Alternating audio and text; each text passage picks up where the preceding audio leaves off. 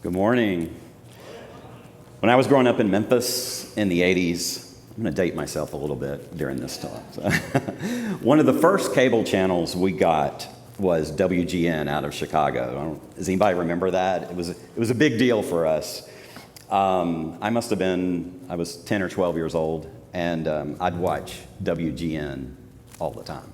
I fell in love with the Cubs, all the local programming that they had. And they would show their commercials as well, what was happening in Chicago, which I thought was really cool. And during that time, in the mid-'80s, the musical Cats had been playing in Chicago. It played for a year or two, something like that. And they would show those commercials all the time, and I just fell in love with it, and I don't know why. And when I saw that it went on tour, I went to my mom and said, "Oh, if it comes to Memphis, can we please go see this?" Sure enough, it did. It came to the Orpheum Theater in Memphis. And she got us all tickets. And we had really good seats. They were a few rows back. They were down on the floor. And I remember the stage. I remember details in the set and how they had lights that went around the theater. And I remember when the dancers came down the aisles, and I remember their costumes. And I remember every song. And I remember how I felt during every song. From the moment it started to the end, I was glued, and I fell in love with musicals that day. And I remember how I felt when the lead belted out "Memory" in that musical. It's funny how things leave a lasting impression on you, and you can remember all the details that went around it, everything that's happened. So, good morning. My name is Mark, and me and my spouse Oliver have been in Watershed for about 9 years, something like that, or 9 years. We've hosted a relationship small group in our home. Did that for a couple of years. I helped with middle school students for a couple of years. We've both helped out and volunteered in the production team a lot, which is one of the most fun places to be. So I think they're always looking for help back there. So do that. But my heart has always been with our LGBTQIA community, which we call Kindred here. And we started that 5-ish years ago with a few other wonderful people in this community. And we do a lot of things, and one of those that we're repeating is being in the Charlotte Pride Parade. So they haven't had it for a couple of years. This picture is from when we were in the parade in 2019. The last time that Charlotte did that. So they're bringing it back, and so that's happening in August. And I think we may have had a slide earlier, but there is there might be another slide where you could sign up to get updates for the parade. But this slide is, if you want to join and be a part of our Facebook group and be a part of Kindred, do that. There's also within our Church Builder app, you can join there, and we'll give you all the updates on being a part of that. So we definitely want you to come out and join us in that. And if you want some more information, anybody has any questions or want more information about Kindred that you can't find on those, I'll be in the back after service today. So come by and say hello. A little bit more about me. I am Gen X, as I said, born right in the middle of that, and pretty much everything you know about Gen Xers applies to me. I am a 9 on the Enneagram, which is that relationship personality test. That's a peacemaker, and it continues to amaze me how scarily accurate that test is. And one of my best friends continues to call me Switzerland because I am the perpetual peacemaker all the time. I sometimes think about the things in my life that influenced me, like musicals, like being born in the 70s, growing up in the 80s, and anybody that shares that time period, there's a few little buzzwords I could probably throw out. Some people wouldn't even know what you're talking about, but I could throw out a word like Atari, and it's instantly gonna trigger and bring back loads of memories, right? Or Trapper Keeper is a big one. Some people are probably looking at me crazy now, but some of us know what that was like. Members only. Yeah, it's not a club. It was a sad fashion decision. But it's funny how some things leave lasting impressions on you. And it can influence who you are. Some things we're wired a certain way in our DNA. But there are things that happen that have impressions on us and mold us to be the way that we are. There are things that happen to me, I'm sure, growing up that molded me towards being a peacemaker. There are things that happened to me that caused me to have a passion for making sure that there is a safe space for our LGBTQIA plus community. And I'm sure that if you reflect right now, you can think about decisions you've made, things that you've become passionate about in your life because something or someone influenced you, or something or someone made an impression on you. It might have been an event, like a musical. It could have been a concert. It could have been something someone said to you, maybe a movie. Another musical that made a big impression on me is Wicked. Anyone seen that one? Yeah. I don't want to leave anybody out on this, so if you haven't seen it, I know. So a lot of musicals and movies have a lot in common, and so a lot of you have maybe seen movies before. So I'll ask: has anybody seen Harry Potter? Yeah. Anyone seen that? I know some people really like movies, like Harry Potter and Lord of the Rings. I'm going to rephrase that. David, when he shares on stage up here, he loves to share his passion for Harry Potter and Lord of the Rings. Apparently, they've made big impressions on him, right? But Harry Potter and Wicked actually have a lot of similarities. I've got a picture here. So Elphaba is from Wicked. She's the green one, right? So, but you'll see they both end up riding on brooms. There's lots of similarities there. They have a lot more in common, too. They're both sent away to schools where they're a little bit different from everyone else. They walk into a new setting, and they're trying to find themselves. They're trying to figure out life. They're dealing with struggles. And when they do that, a lot of impressions are made on their lives. And as I started to research and think about impressions, I started to wonder, are there times in our lives when maybe we're more impressionable? Are we more vulnerable to impressions in certain situations? So I'm going to ask you all some questions this morning, if that's okay, just to give us some things to reflect on and think about. Is that all right?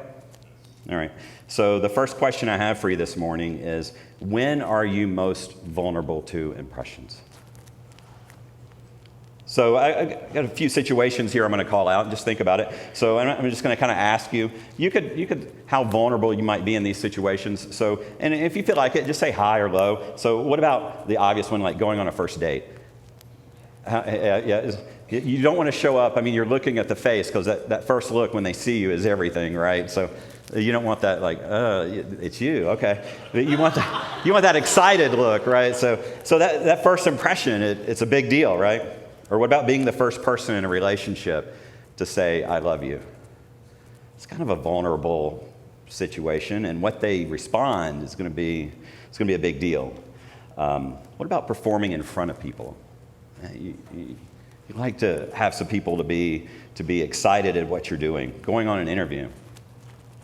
Or what if you were going to a new school? What if you were going to a brand new school? What if you were the green one?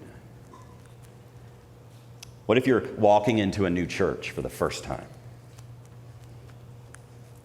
These situations can obviously have a big impact on us, especially when we are more vulnerable to how others receive us and greet us, engage with us, or even look at us.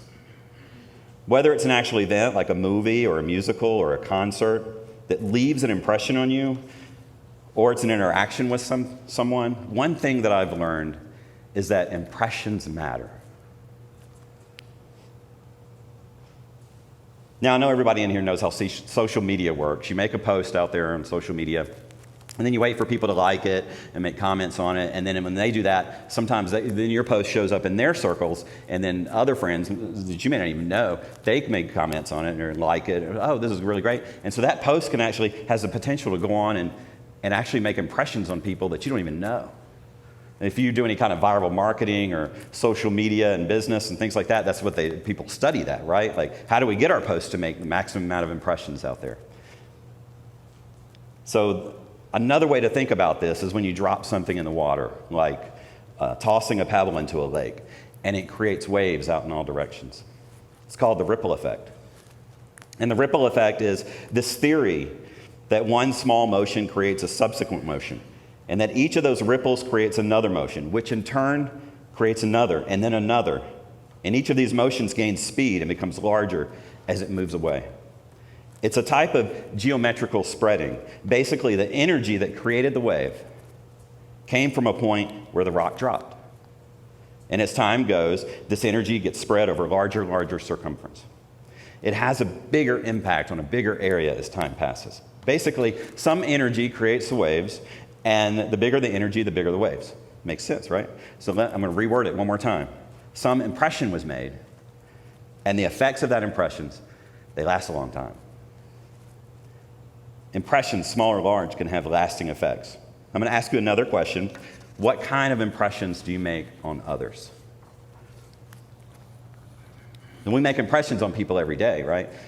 A lot of them are just things that we say. So you go to a coffee shop, you're waiting in line. Sometimes we're busy, we're dealing with work, we've got things on our mind. Or you see somebody there, and you may not even know them. You say, hey, how you doing? How's your morning? What's going on? Good morning. Nice to see you.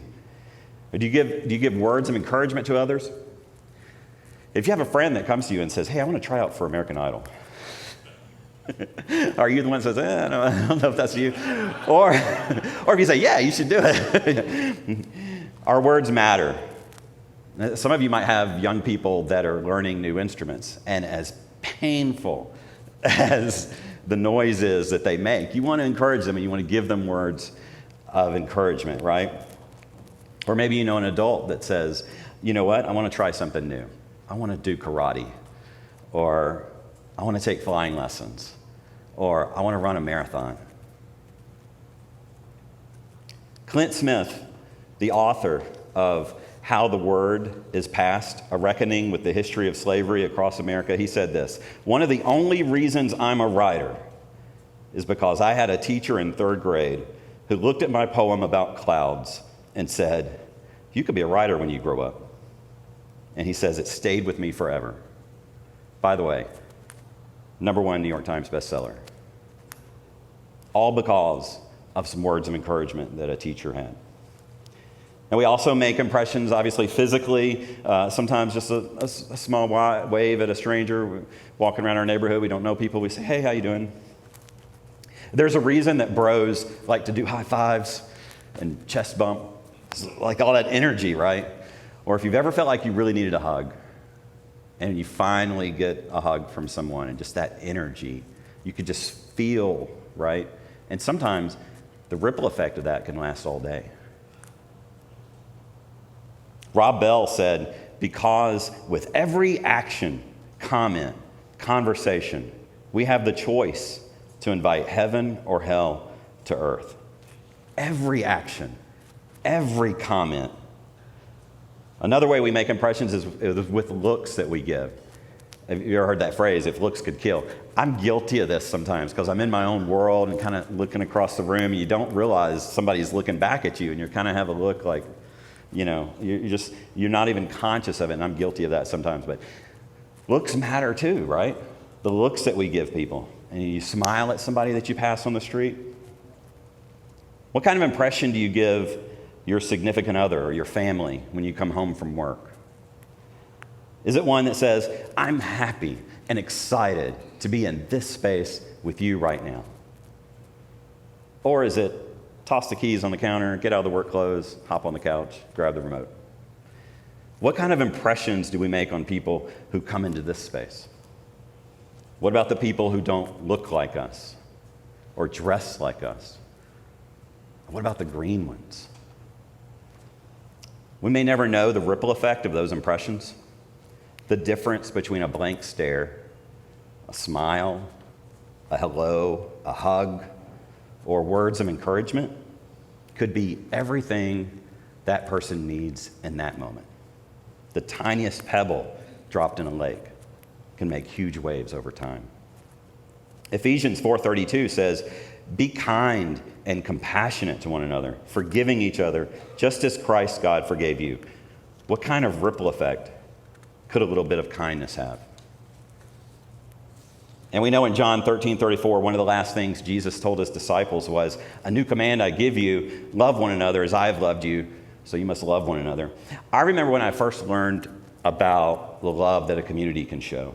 It was another big impression, big lasting impression of my life. And it was the first time I finally got to go visit Chicago. And I was in my mid-20s. And I traveled some, but Chicago has an area there I had never seen before. It's called Boys Town. And in Boys Town, you'll find blocks and blocks of businesses that support the LGBTQIA+ community. They have rainbow flags and rainbow stickers hanging off the balconies, hanging off the windows year-round. And people walk, all types of people walk, hand in hand up and down the street. And it is the most loving and accepting, embracing area I'd ever stepped foot in. Coming from Memphis, never seen anything like it before. The first time I visited, I was literally, physically moved to emotion. It helped me realize that it is possible to show love just by having a presence. So in case you hadn't noticed, it's Pride Month, which is awesome. So you might start seeing rainbow flags popping up around town.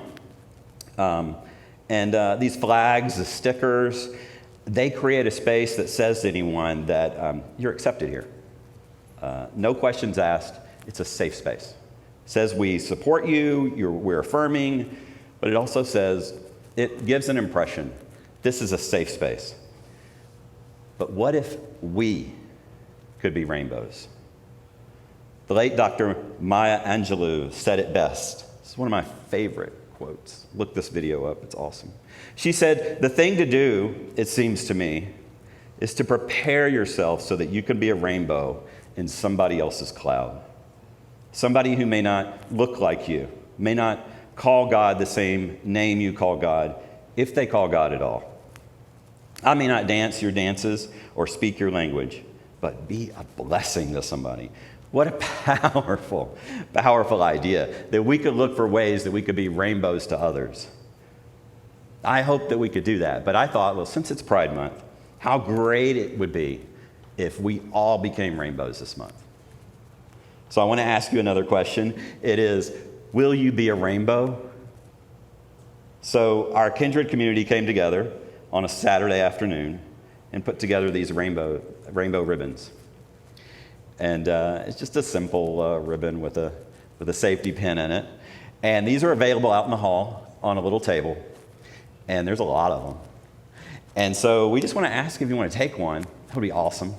Wear it on Sundays. Let's create an affirming, safe space here, but also wear it to work. Wear it to the coffee shop. Wear it to the grocery store. Let's create a space. When you create a safe space around you, you make it known. Hate won't be tolerated. This is a space for equality. This is a space where justice matters. And you might make an impression on someone. You might create a ripple effect on someone, and you might not even know it. And by the way, the Charlotte Pride Parade that we were in 2019, they estimated there was about 200,000 people that showed up during the 2-day festival and parade. And I'm certain, since they haven't had that in a couple of years, it's going to be that and maybe more. So when you come out and walk with us, and we make an impression and we say that, hey, Watershed is here, that there is a space where you are accepted no matter what, think about the ripple effects you can make. When I reflect, I think of impressions that have made on me different points in my life, really good impressions, those really good ones that ripple up for me sometimes in musicals and different experiences. And by the way, Cats, I've seen it about 5 times, and I still don't know what it's exactly about. Some people say that it has some profound meaning about life. I don't see it. Some people just say it's just about cats. I don't know. But for me, it did show me that just the same way that there's all of these different types of cats, different sizes, different shapes, different colors, with different personalities that come from different places, so are we. Just like every color of the rainbow. I want to ask you one more question this morning. The band is going to come, and this is the last question, is what kind of impressions have been made on you? I've had good impressions. I've had some negative ones too that have stuck around with me. And maybe if we think back through our lives, there's been times when somebody might have left a bad impression on you. Maybe you might have had a parent that they were struggling with their own things and maybe they fell short sometimes. Or maybe you had a spouse that needed help with communication. Maybe someone told you you weren't good enough, you weren't tall enough, you weren't old enough, you can't handle that workload, you're too old, you're too young, or I don't know, maybe someone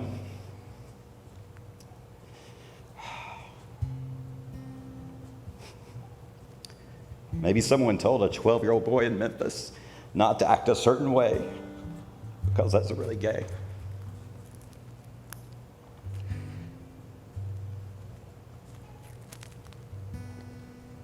Some of us have carried those impressions around. And every once in a while, they ripple up. Those ripples come up. The good ones are great, right? They help us. We make it through, but every once in a while, those negative impressions that have been made on our lives kind of ripple up and pop back up. And they've been making waves in some of our lives for a long time. But you know, Harry Potter and Elphaba, they ultimately decide that they can't live their lives based on the way that others have treated them. Elphaba sings this song. She says, "I'm through accepting limits because someone says they're so. Kiss me goodbye. I'm defying gravity and you can't pull me down." So I just wanted to remind you this morning, I wanted to ask you those questions to reflect on. I wanted to ask you if you would be a rainbow, if you would take a ribbon on your way out today. And I wanted to remind you that you don't have to accept any limits that anyone has put on you. You don't have to accept any impressions anyone has made on you. There's only one impression that you need to hear this morning, and that is that you are made in God's image, exactly as you are. Psalm 139, 13 and 14 says, "You alone created my inner being. You knitted me together inside my mother. I will give thanks to you because I have been so amazingly and miraculously made. Your works are miraculous, and my soul is fully aware of this." What if every impression that has been made on you, good and bad, is all part of who God is molding you into today? So you can be a rainbow in somebody else's cloud who doesn't look like you, doesn't act like you, doesn't call God the same God you call. Perhaps God had your Enneagram number planned before you were even born.